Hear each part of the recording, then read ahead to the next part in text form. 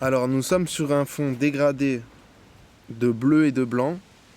Dans le coin supérieur gauche, on voit une sphère qu'on pourrait qualifier comme la Lune. En dessous, toujours sur la gauche, il y a une flèche noire qui pointe l'intérieur du tableau. En face de cette flèche, il y a un arbuste en dessous duquel on voit un carré violet qui lui-même, en bas sur le coin gauche, est relié à un autre carré violet. Partant du carré violet, une échelle à plat qui fonce vers l'intérieur du tableau, qui elle-même est collée à un arbuste. En plein milieu du tableau, on voit une espèce de tache rectangulaire blanche.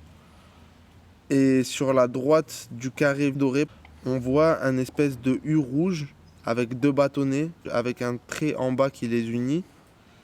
Et sur le fond, en bas à droite, on retrouve un carré blanc avec une croix rouge et un carré noir qui les joint par le même angle. Qu'est-ce qui pourrait vous raconter ce tableau? Que c'est pas carré tout ça. Non. Je sais pas, on dirait un peu un paysage lunaire avec... Moi, ce qui me parle beaucoup dans le tableau, c'est la sphère, on dirait une lune. Et sinon, je saurais pas tellement comment le décrire, hein. Peut-être avec la flèche et l'échelle qui vont vers le centre, on pourrait dire que c'est une invitation à se recentrer. Après, sinon, je saurais pas quoi dire d'autre, hein.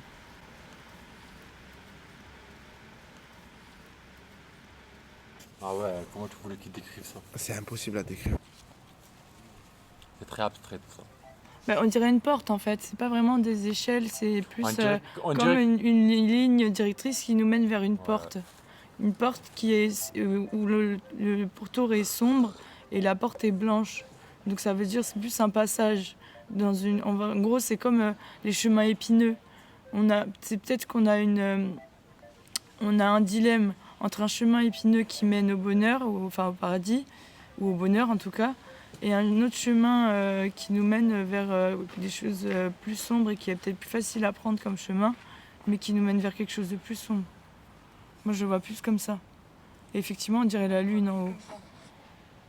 Un paysage lunaire.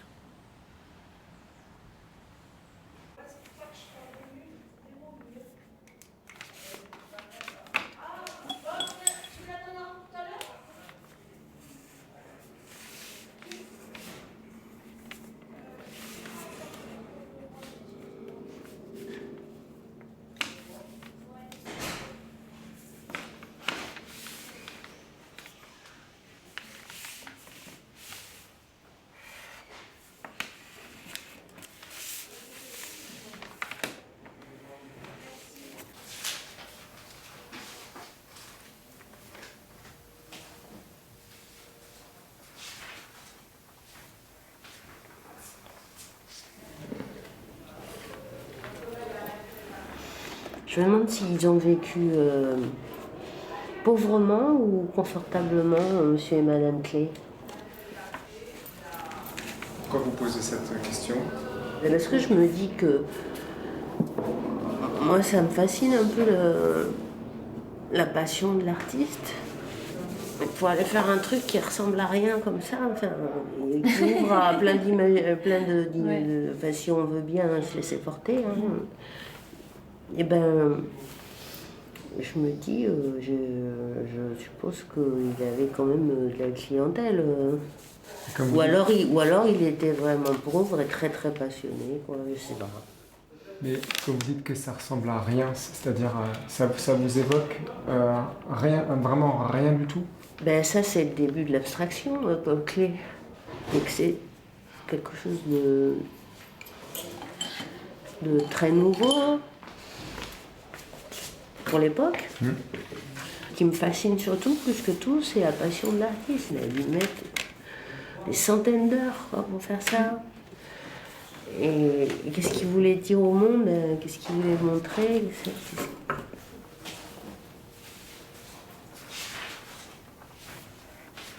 Moi, j'étais très impressionnée par des grands tableaux, le David, le couronnement de Napoléon par David et des trucs comme ça. Pour moi, c'était ça la peinture. C'est-à-dire, c'était ça. Un art virtuose, de la représentation, tout ça.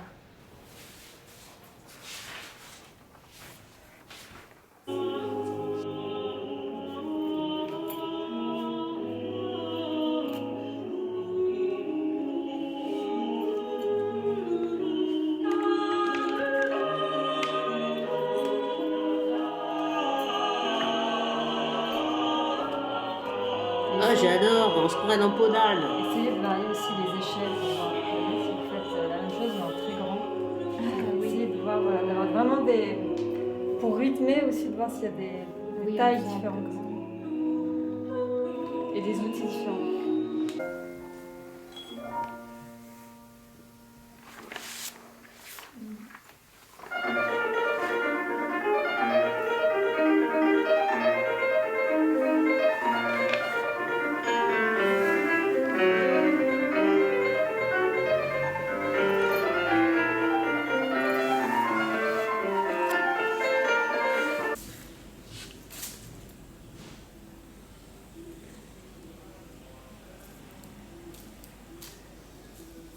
Je sais pas si ça va plaire à... Oui. Ouais, c'est vrai que celles-là, elles ont séché. Elle est jolie, ça.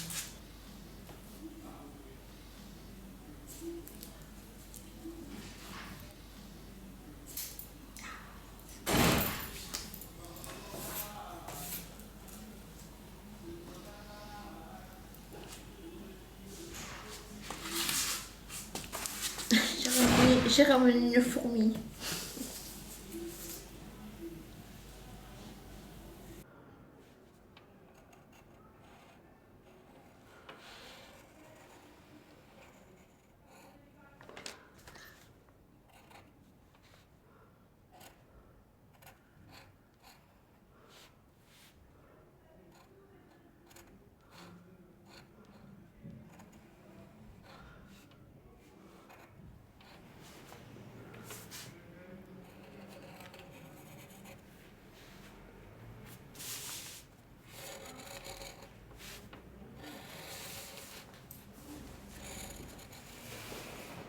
Voilà. Quelque chose de plus. Je vais dessiner un oiseau.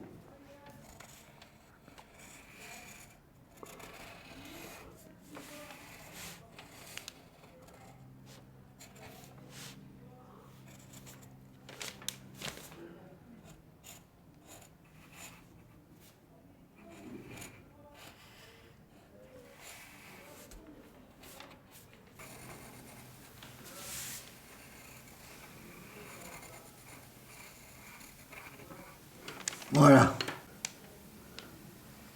C'est ce que j'ai pu.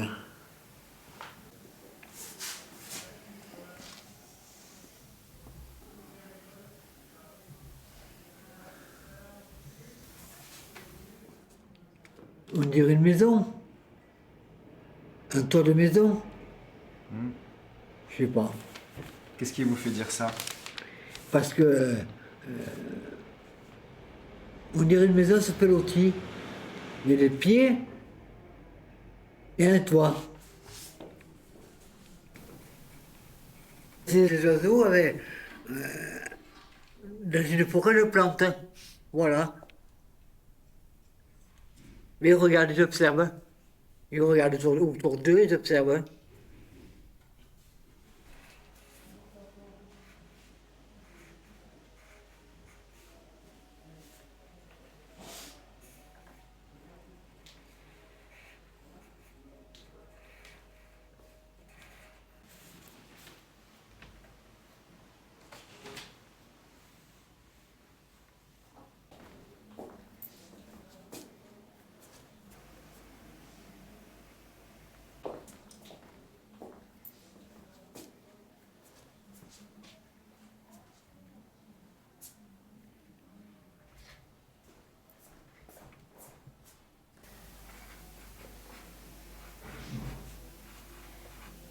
Voilà.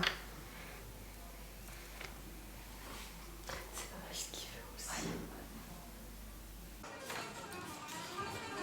Lui, c'est un artiste. Mais ça peut... En première Ah oui, ça, c'est pas visite, C'est un artiste. c'est quand même ça. C'est pas grave. De toute façon, c'est juste pour qu'on se souvienne. D'accord.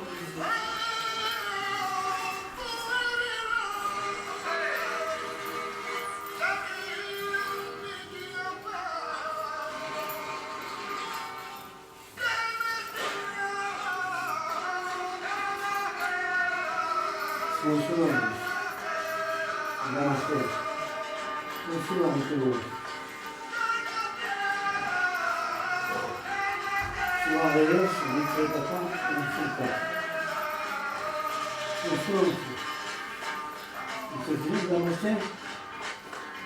Ça fait penser à une pyramide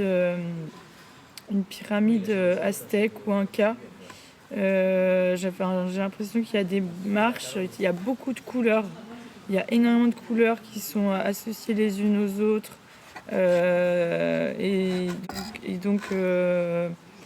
Et différentes marches, enfin différentes façons de monter la pyramide, on dirait, avec une façon plutôt centrale qui paraît la plus simple.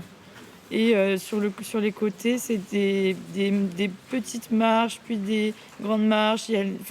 Ça a l'air plus compliqué sur les côtés de monter cette pyramide. Les autres chemins sont plus sinueux, avec des marches parfois peut-être plus hautes, je sais pas, ou du dénivelé. Là, on a l'impression qu'il y a beaucoup de dénivelé, que c'est quasiment raide, que c'est quasiment perpendiculaire au sol. Donc limite, il faut escalader. Là, pareil, on a l'impression qu'il faut escalader. Là, c'est un peu plus en biais. Ça fait penser qu'il y a différentes manières d'accéder au nirvana, on va dire. On va appeler ça le nirvana en haut. Et que du coup, parfois on voit pas le sommet de la montagne. C'est juste qu'on a pris un chemin plus difficile.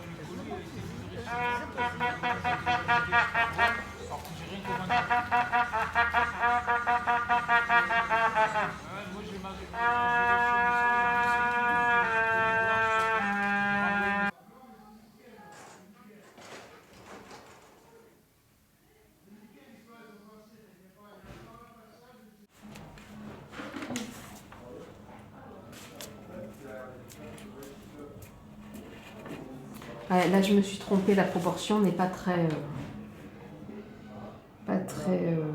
correcte, mais c'est pas grave. Comme il y a un côté un petit peu abstrait aussi au niveau de l'image, bon, c'est... Qu'est-ce que vous trouvez abstrait? Je trouve la façon dont il a dépeint, je veux dire, les courbes sont irrégulières, voilà, on dirait des personnages imaginaires, donc il y a quelque chose je dirais de surnaturel, mais en même temps, voilà, avec des formes originales aussi, non? Enfin, oui, c'est ce que je ressens, quoi. Donc,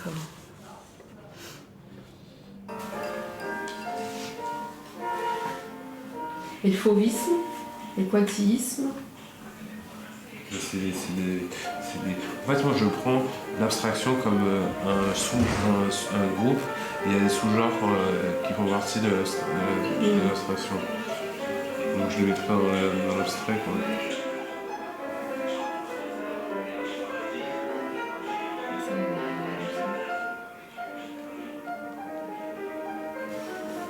Et Marie-Laure, vous avez parlé de silhouette.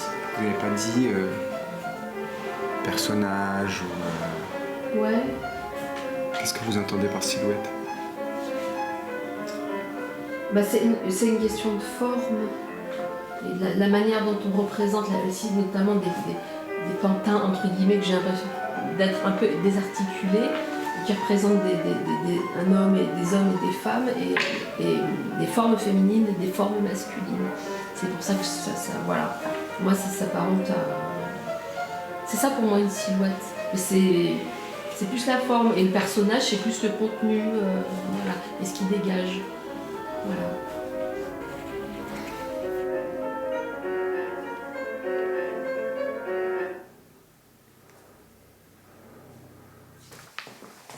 Regardez Madison, vous n'êtes pas obligé de copier exactement. Mais c'est comme si vous aviez un petit peu des indices qui peuvent vous aider à essayer de changer un tout petit peu vos feuilles. Je vous laisse là. Ouais.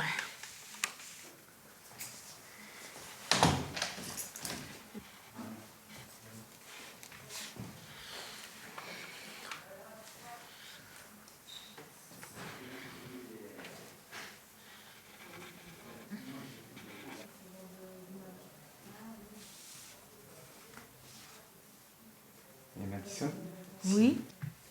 si vous deviez donner un titre à votre dessin. Millefeuille. Parce que c'est des branches avec beaucoup de petites feuilles. Ici, vous imaginez que là, dans ce que vous avez dessiné, il y a quelque chose qu'on ne voit pas tout de suite. Comme si vous l'avez... Des fleurs, il n'y a pas de fleurs, il n'y a que des feuilles. D'accord. Mais est-ce que si on disait qu'il y avait comme un secret dans votre dessin et qu'on pouvait imaginer qu'on pouvait voir autre chose, est-ce que vous arriveriez à voir autre chose dans le dessin que des feuilles? Non. Comme s'il y avait quelque chose de caché derrière. Les branches. Et est-ce que derrière les branches, il n'y a pas quelque chose... Non. Non? Je peux vous montrer quelque chose? Vas-y.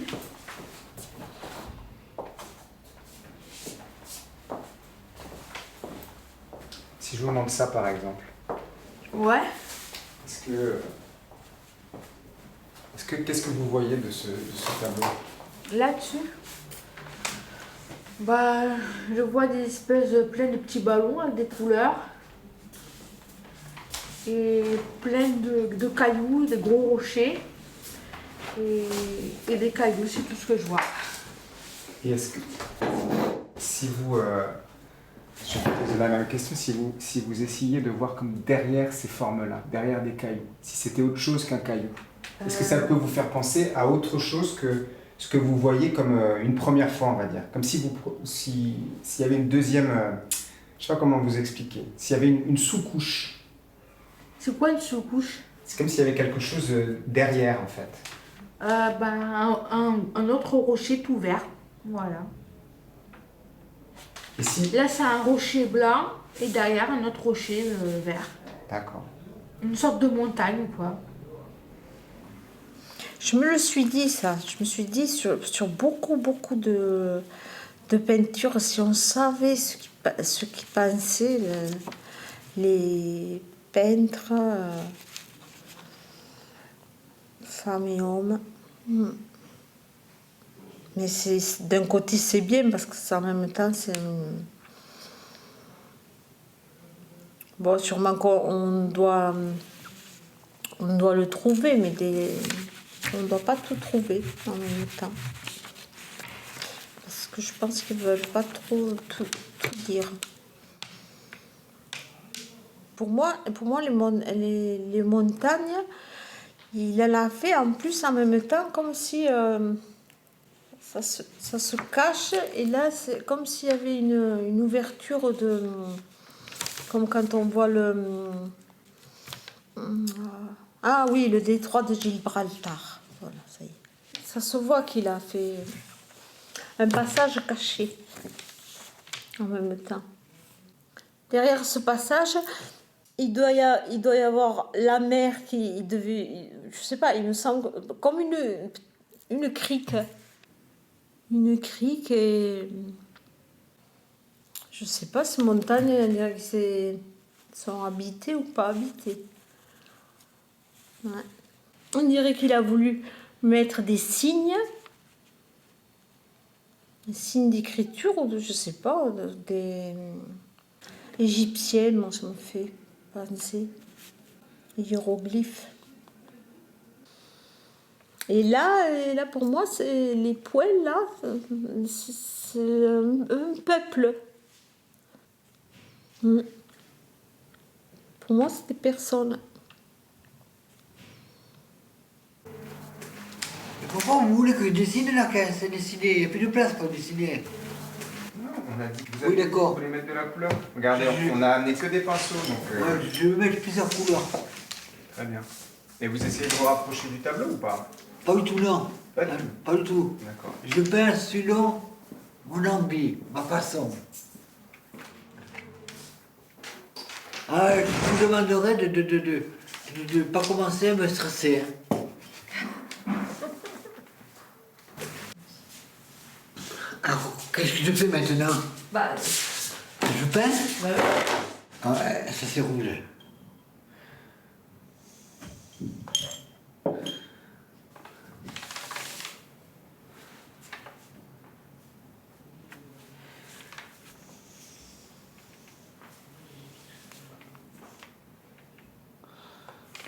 Oh putain.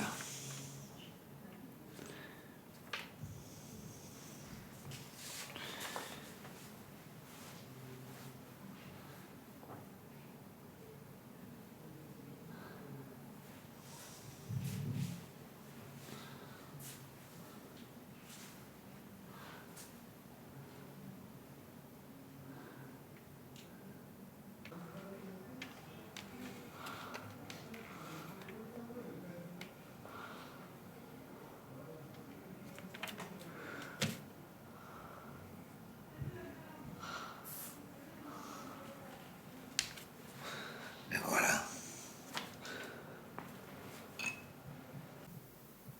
Vous avez mis plus de couleurs. Comment? Vous avez mis plus de couleurs? Oui. Et vous les avez... Putain, moi je trouve ça beau, là, vous leur avez fait des contours. Qu'est-ce que j'ai fait? Vous avez fait un contour jaune et là rouge. C'est pas grave. Mais non, c'est beau. Moi je trouve ça beau. Bon, Alors voilà. ça c'est quoi Didier? Allez. Didier?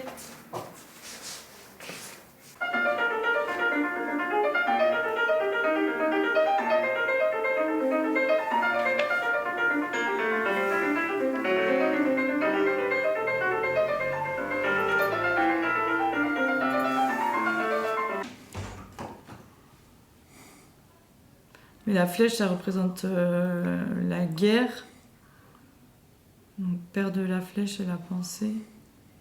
Après, il y a l'expression être une flèche. Je sais pas si c'est un rapport. Et après, la deuxième partie, je vais la relire peut-être. Ou tu veux la lire peut-être? Je veux bien essayer parce que je visualise pas le texte sans l'avoir lu. Moi non plus. Tu peux nous relire? À haute voix. La flèche. Père de la flèche et la pensée. Comment étendre ma portée vers là-bas, par-delà ce fleuve, ce lac, cette montagne? La contradiction entre notre impuissance physique et notre faculté d'embrasser à volonté par la pensée les domaines terrestres et supraterrestres est l'origine même du tragique humain. Cette antinomie de puissance et d'impuissance est le déchirement de la condition humaine. Ni ailé ni captif, tel est l'homme. Libre. Ok, en gros, c'est... Ouais, c'est... Bah, moi, je dirais pas libre. C'est-à-dire qu'on est entre plusieurs pôles. J'aime bien cette phrase, ni ailé ni captif. Mais moi, je dirais qu'on n'est pas libre, justement. Parce qu'on a des contraintes, on veut faire plein de choses. Et on n'est pas non plus captif, on n'est pas en prison. Mais donc, du coup, il y a des contraintes, et ces contraintes font qu'on n'est pas totalement libre de faire ce qu'on veut. Moi, je le voyais pas comme ça. Moi, je le voyais pas comme ça. Au contraire, ni ailé ni captif. Si tu veux être ailé, t'as qu'à te faire pousser des ailes. Si tu veux rester captif, tu restes dans ton coin. Moi, je trouvais que... Ouais, non, moi, je le voyais pas comme ça. Je le voyais vraiment dans le sens... On est ni dans un extrême, ni dans un autre. Oui. On est entre deux eaux. Mais rien ne t'empêche de choisir ta voie. Ah ouais. Mais après, j'ai du mal à déjà... associer la flèche à ce qu'il dit. Pourquoi une flèche? Peut-être parce qu'une droite en mathématiques, c'est infini. Ne jamais rejoindre totalement le règne du mouvement perpétuel. Conscience que là où est un commencement ne se trouve jamais l'infini. Consolation un peu plus loin que d'ordinaire, que possible. Oh, ça veut dire, il y a pas... Enfin, pour moi, tout ce qui marque là, faites-vous donner des ailes, oh, c'est bien parlé, aux flèches afin de gagner le grand large. Oh là là, même si vous vous essoufflez sans pouvoir gagner.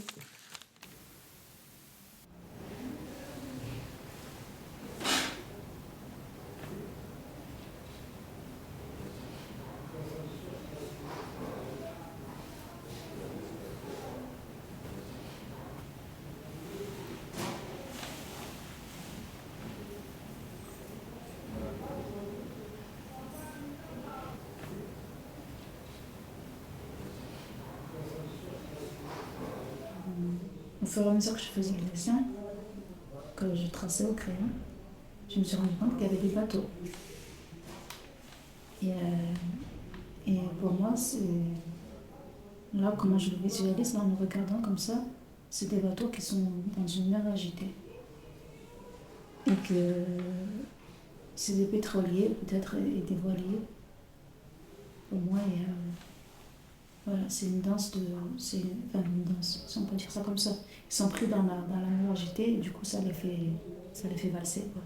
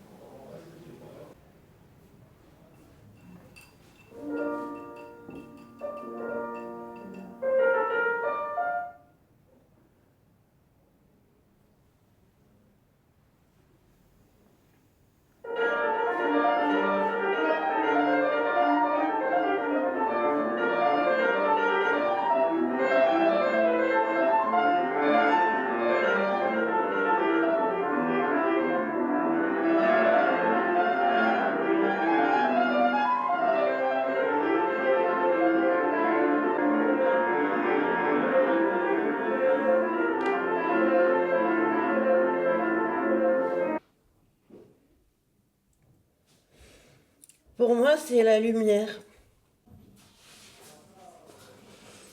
C'est comme une explosion de couleurs, de formes.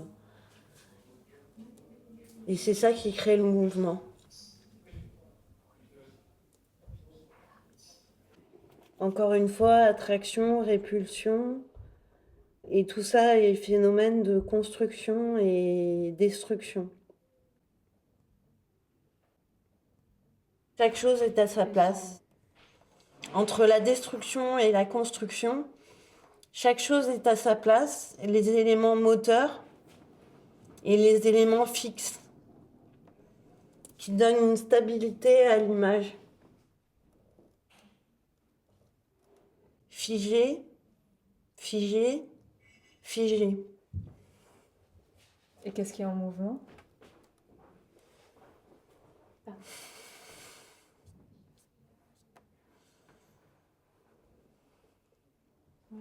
Ça, c'est figé aussi. Oui. Moi, c'est les maisons que je vois figées par rapport au reste.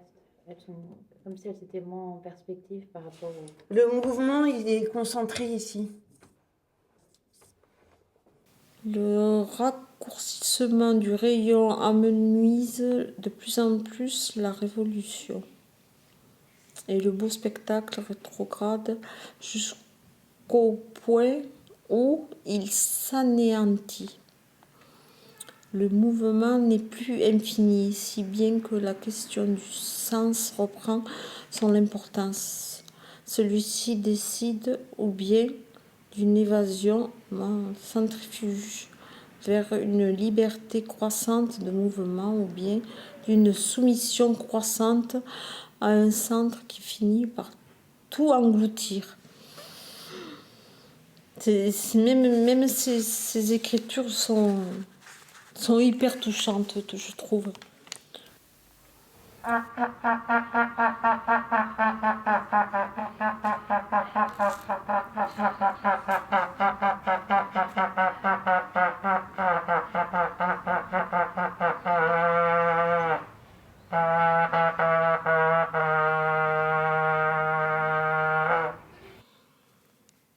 Vous, ça vous raconte quoi, par exemple, ce tableau? Moi, personnellement, là, d'un seul coup, c'est que... où trouver la sortie? C'est... où trouver la sortie? C'est pas qu'il en a fait un labyrinthe, mais... c'est presque, on pourrait dire un labyrinthe, mais... en même temps, après, bon, il a fait une fenêtre là qui est carrément fermée. Si on regarde tous les coins, je ne sais pas où il y a une ouverture. Mais ce qui est beau chez lui, c'est qu'alors on peut le tourner de plein de façons. Plein de façons de... Bon, après, peut-être que ça ne lui plairait pas parce qu'il a fait sa fenêtre, là. Ben, sa fenêtre, pardon. J'espère que... C'est un tableau qui est très difficile, très touchant, mais bien sûr, qui ne devait pas trop plaire à beaucoup, mais en même temps plaire, mais pas trop plaire, mais il l'a fait, je pense, exprès même. Je devrais en parler un peu en positif, parce que positif, c'est qu'il y a de la rébellion. De la rébellion. Il y a beaucoup de vérité.